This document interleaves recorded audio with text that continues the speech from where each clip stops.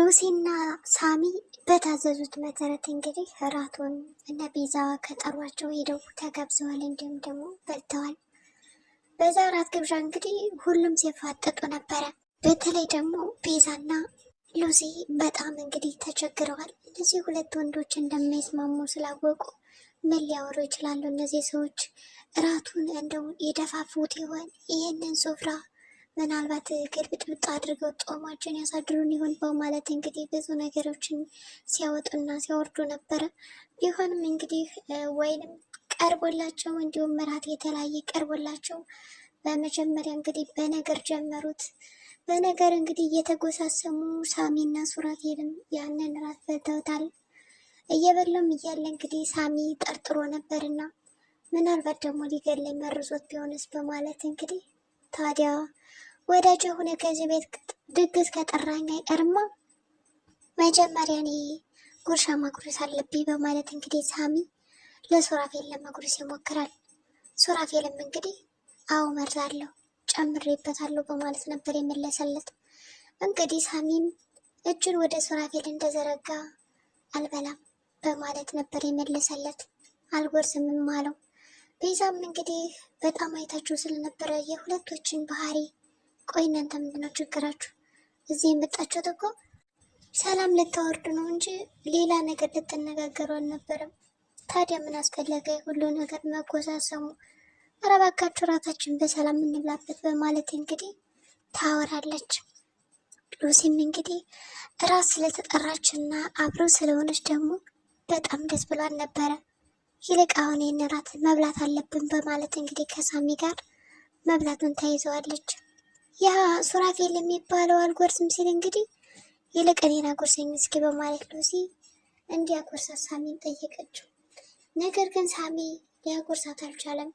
ይባስ ብሎም እንግዲህ በቃ ለአንቺ ያልሆነማ ለምን ማንም ሰው መብላት የለበትም ኮቻ በይሄንን ጉርሻ ብያልና ሊያጎርሳት ሲል እንግዲህ አፏን እንደከፈተች ወደ ራሱ ነበር የወሰደው።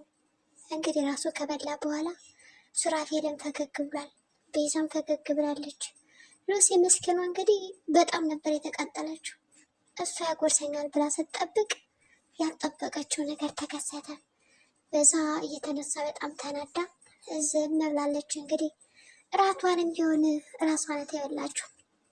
ሉሲ በደንብ ጠንቅቃ ታውቃለች ሳሚ ቤዛን አሁንም እንደሚወዳትና እወድሻለሁ ወይም ደግሞ አንቺ አለሽልኝ እያለ ከጎኗ እንግዲህ የሚጠጋት ለሆነ ነገር እንደሆነ በደንብ ጠንቅቃ ታውቃለች።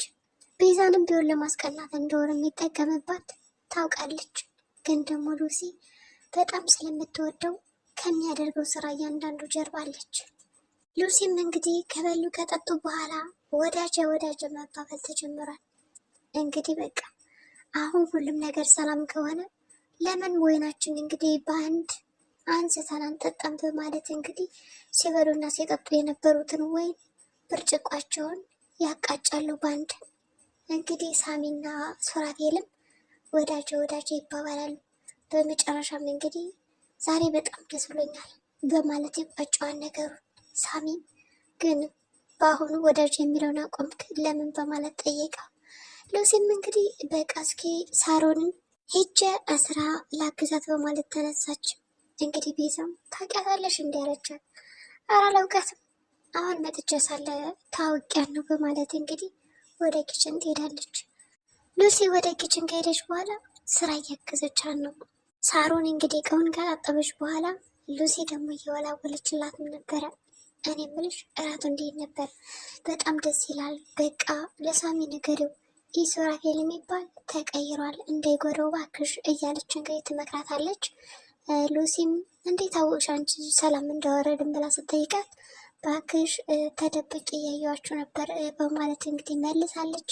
ከዛ እንደዛ ብላ ስትመልስላት እንግዲህ ወይኔ በቃ ሁለተኛዋ ሉሲ መጣች አይደለም። ሉሲም እዚህ በፊት ተደብቃ ነበር የምታየው እያንዳንዱን ነገር። ከዚህ ቤት በቃ ካልተደበቁ እውነቱን ማየት አይቻልም አይደለ በማለት እንግዲህ ታማርትባታለች ማለት ነው። እንደዚህ እያወሩ እያለ ቤዛ ተቀላቀለቻቸው።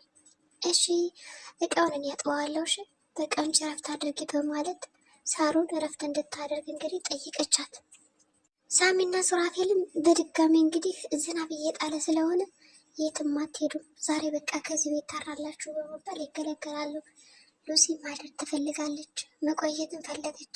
ቆይ አንቺ ልጅ እዚህ ቤት ካላደርጉ ነው እንደምትዩ? አረ እንውጣ በማለት ይጮህባታል። ሉሲ ግን በጣም ተደስታ ስለነበረ እዛ ቤት የመውጣት ሀሳብም አላማም የላት። ዝናቡ ካወራ በኋላም እንግዲህ ቁመው እያለ እኔ ምን ቪዲዮን አጥፍተዋል አላጠፋውም በማለት ይጠይቀዋል። ሱራፌል በአሁኑ አንተ ጠላቴ ሳትሆን ወዳጄ ነህ ብሏል። ሳሚ ደግሞ ቆይ እኔ እኮ በቃ አንድ ገበታ ስለተካፈልን ወዳጄ ነህ ብዬ ነው መጥቼ እራት እየተጋበዝኩት እንጂ ምንም አይነት ተንኮል አላስብም፣ ቪዲዮም የለም እጄ ላይ በማለት ሽምጥቅ አድርጎ ይክዳቸዋል።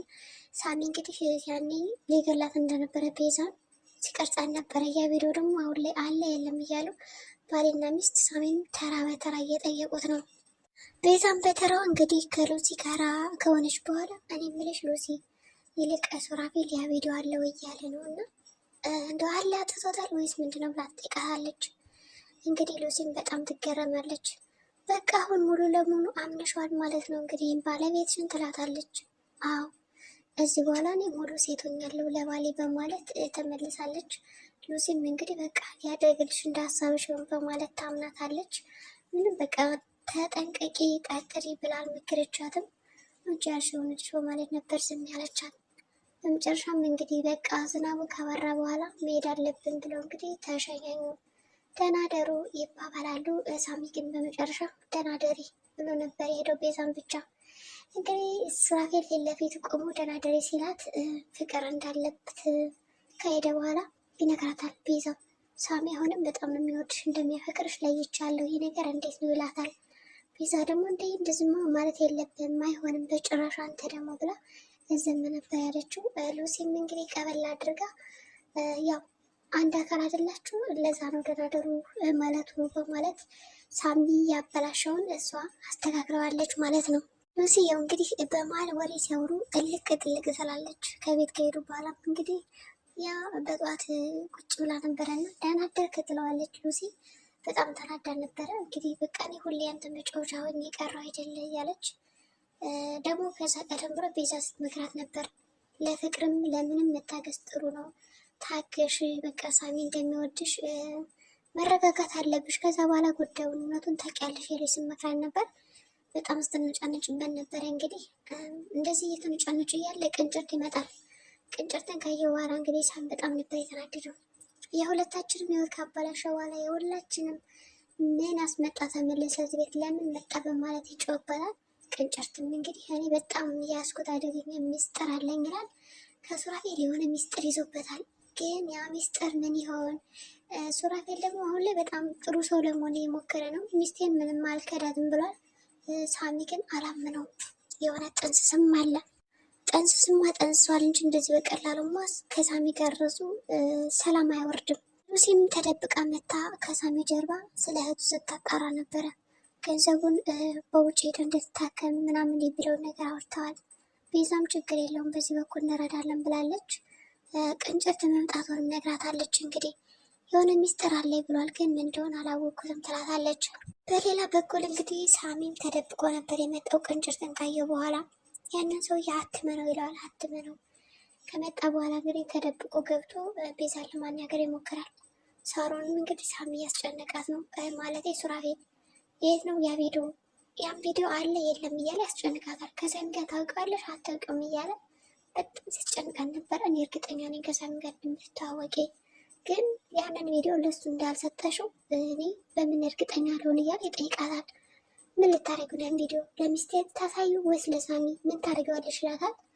እንዲህ አሁንስ ያ ቪዲዮ ኑሮ በቃ በኖረ አልኩ እኔ የለም አልኩ፣ ግን አንተ አሁንም ትጨቀጭቀኛለህ በኖረ ብዬ ተመኘው ትለዋለች።